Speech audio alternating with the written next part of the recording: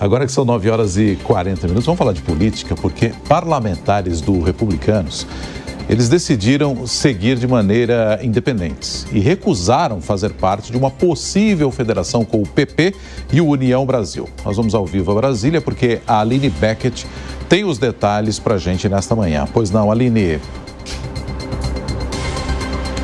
Olha, Nonato, o presidente do Republicanos, Marcos Pereira, afirmou que os congressistas avaliam seguir de forma independente. Ele disse já ter comunicado aos líderes do PP e também do União Brasil sobre essa decisão do Republicanos de não integrar uma federação, um grupão ali que estava sendo cogitado pelo Centrão. Segundo ele, os parlamentares decidiram isso de forma quase que unânime.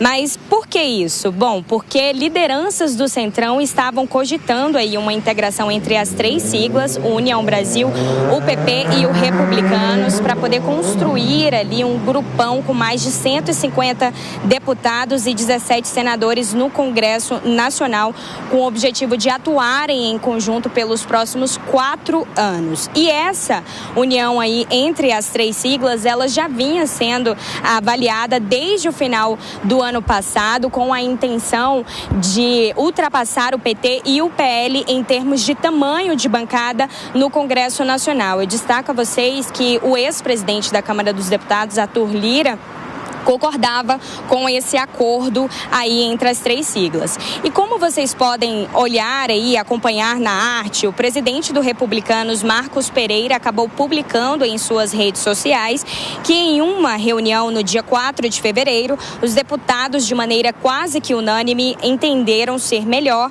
o Republicanos seguir independente. Ele completa esse comunicado dizendo: continuamos trabalhando em parceria com os demais partidos, principalmente com aqueles que se alinham ao nosso manifesto político. Já o presidente ali do PP, senador Ciro Nogueira, convocou uma reunião essa semana, nessa última quarta-feira, para poder tratar sobre esse assunto.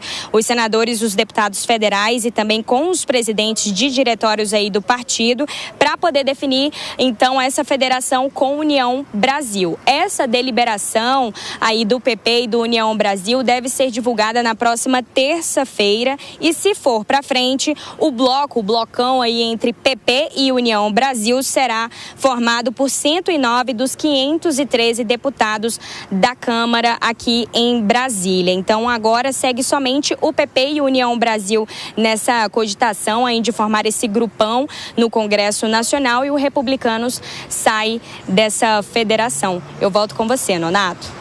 Obrigado, Aline. Com informações para a gente em Brasília, a Aline Beckett. A gente volta a conversar com Deise Cioccaire e Cristiano Vilela, são os nossos comentaristas nesta sexta-feira aqui no Jornal da Manhã. O Deise, mesmo com a não entrada aí do Republicanos, PP e União Brasil formam um belo bloco no que diz respeito à quantidade de parlamentares, né?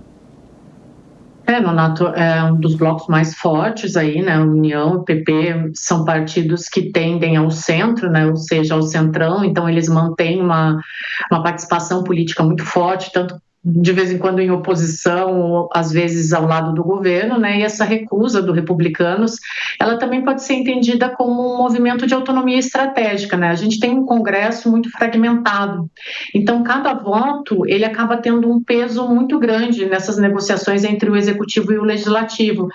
Manter-se independente pode significar ter uma maior capacidade de barganha. Então, quando ele não entra na federação, o Republicanos, ele acaba conservando o seu capital político e ele pode negociar alguns apoios caso a caso, né? E aí isso pode fazer com que o partido também extraia vantagens específicas tanto do governo quanto da oposição, que é essa lógica mesmo do centrão, né?